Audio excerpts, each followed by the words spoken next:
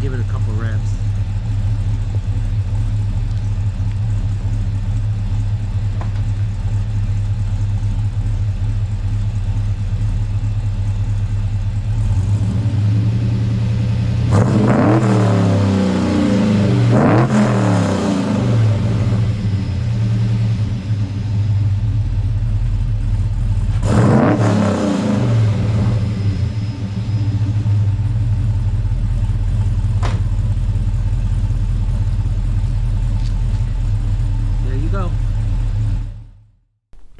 Okay, so I'm here in my car and I wanted to kind of explain some of the changes I made to the interior, which was featured in episode 25, which was 2 videos back. And if you guys have been following my videos and you've seen episodes 6 and 7, you'll notice that there's a little bit of a change from episode 6 and 7 to episode 25. And so the first thing, I got some new camera equipment and just wanted to up the quality of the videos. And in episode 25 was the first time I actually used the camera. And so, it's a lot more clearer now, and you can see the changes. So I wanted to dedicate some time in this video to actually show those changes. So the first thing I wanted to touch on is the steering wheel. So if you saw 6 and 7, you've noticed that this steering wheel is my OG steering wheel. This is the steering wheel I actually love, and I said it in that video, I really love this steering wheel. In the back of my mind, I always wished I can keep my red and black steering wheel. Now the D was fine, but it took some getting used to, and I just wasn't fully happy with the D steering wheel. Now, the reason why I went with the D in the first place was because I wanted more legroom. Now my car is a cruiser, so when I'm driving, I'll set the cruise control and I'll just cruise. And so I'm not, having my foot on the brake or on the gas pedal. If you hit the brakes, well, the cruise control shuts off. But on the gas pedal, I don't modulate the gas pedal anymore because the car is doing it for me. So I can pretty much, bring my feet up and rest. And so with that extra space, I can bring my feet up, have my legs nice and free without the steering wheel hitting, my legs. And that's the reason why I wanted the D. But as you can see now, I have the round red and black steering wheel, and I still have that additional space. So what did I do? Well, if you look here, you'll see that there's a spacer right here. Hopefully the camera's picking that up. And I'll link that into the, in the description box below. And basically what I wanted to do was I wanted to bring the steering wheel closer towards me, which will also give me space for my legs. And I only needed an inch because that's basically the difference between the D steering wheel and this steering wheel. It just basically cut off an inch off of the bottom, which enabled me to have more leg room. But with the 1 inch bringing the steering wheel up closer towards me, I have that 1 inch, so therefore I no longer need the D steering wheel, which enabled me to have my steering wheel back, and I'm in love. So that was one of the changes. So it matches more with my interior scheme, because if you saw way back when I was designing the interior, I really wanted the red to break up the black. And so this steering wheel, the D was all black and everything back there is black. But I have a lot of red accents, like, you know, the seat belts, you know, they have a red stripe. There's a red stripe there.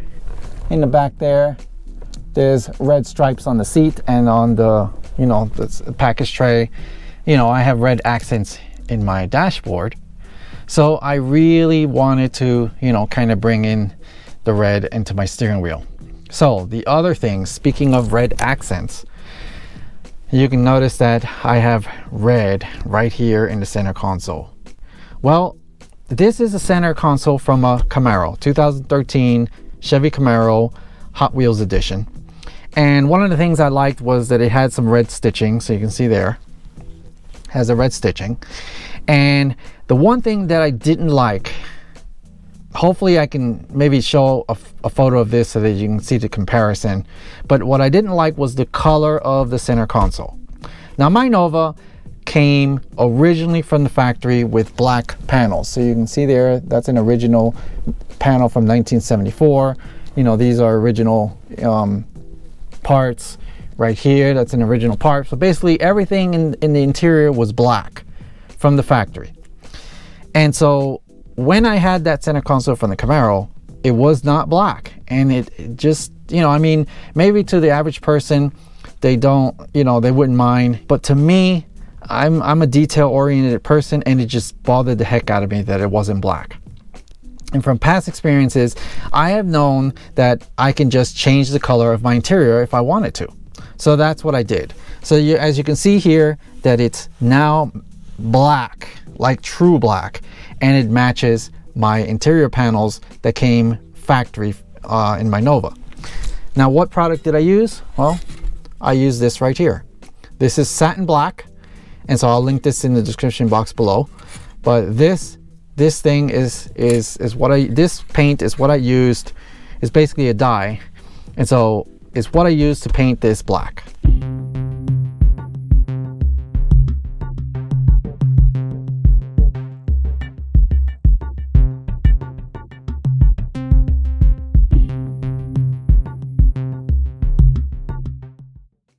So the other thing I did was paint this silver. Now from the factory, from the Camaros, this was like a dark silver, but I wanted the silver to pop. And what I chose was this right here. You know, I could have went with the VHT version, but they didn't have a really bright silver, so I went with this silver. So it's actually vinyl silver. So I'll see if I can link that down in the description box. And I wanted this to be really, really silver. Why? Because I wanted the red to pop. I wanted to bring some red into the center console, because now with it all being black, it was just too dark, and I needed to break up that black. I mean, I already had the shifter right here, the shifter knob, and you can see in past videos that I painted, you know, this stripe red. And also over here, this is also red.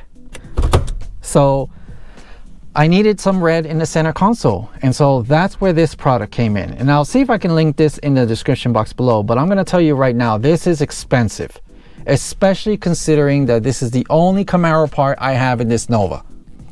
Pretty expensive, but for me it was worth it because I really wanted to bring that red accent into the center console. Also, you know, it matches the steering wheel and everything else I have as far as red accents, and it really sets this car apart in my opinion. So I purchased the Camaro kit and I placed it on there. Now, one of the things that was a motivator for me to actually spend the money on getting this was this part of the bezel itself. I was able to paint this bright silver, but I was not able to paint this bright silver. Why, you may ask? Well, because of these right here. So let me show you how they look. So we have here, I shut off the light and I'm going to turn on the interior lights, and you can see how the letters light up. You see there.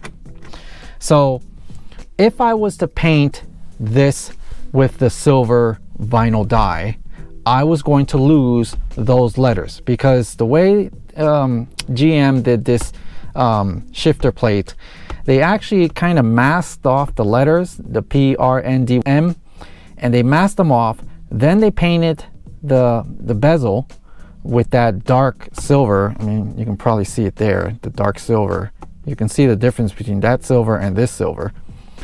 And then they removed the stencils, revealing the white plastic, because this whole thing, this right here, is actually a white plastic to begin with, and they paint it to, you know, to whatever color they want, which in this case was that, you know, darkish, you know, bronze looking silver. So if I was to paint this all silver with the silver I wanted, which was a brighter silver, well, I would have covered those, and then I wouldn't be able to see the PR and DM.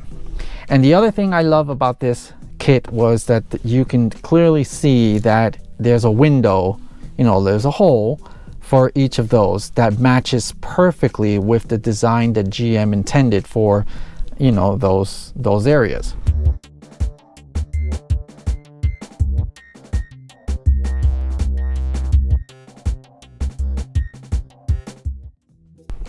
So I really like how that came out. And then the other thing I did as far as an update was this here. You can see here there's like a shelf, and basically this is a compressed cardboard thing, and I'll put a couple pictures right now so you can see.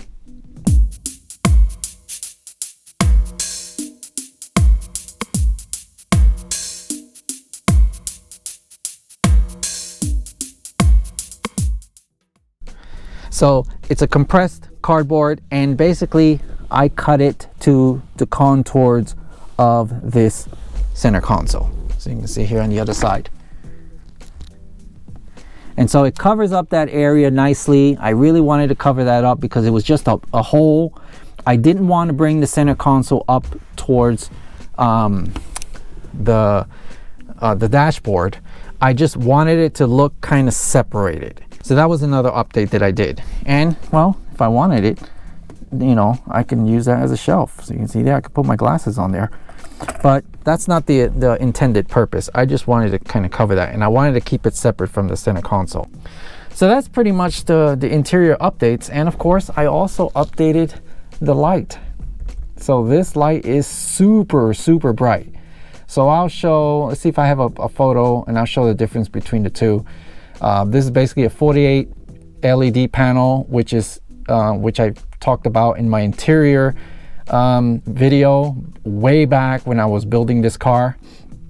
And so now, of course, time has passed, technology has been improved, and this is a new 48 LED panel with much bigger LEDs, and therefore makes this interior so much more brighter. So those are the updates that I did to the interior, and this interior is finished. So I hope that explains what I did to the interior. So you can now see my finished interior. I'm not going to do anything else to it. I'm very happy with the way it came out. It's basically my dream for the Nova, and well, it's done. At least the interior part is done.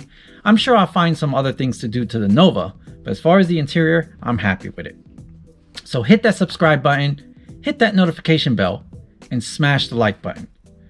If you have any questions, comment down below. And don't forget to check out the description box for this video and many other videos across my channel, because I have updated the description box to include links to products that I have used for the build, in case you wanted to know what I used, or, you know, maybe use it for your build. So that's across all videos, which includes all the past videos for the Nova when I was actually building the car. So anyway, hope you enjoyed. Thank you very much for watching. See you in the next one.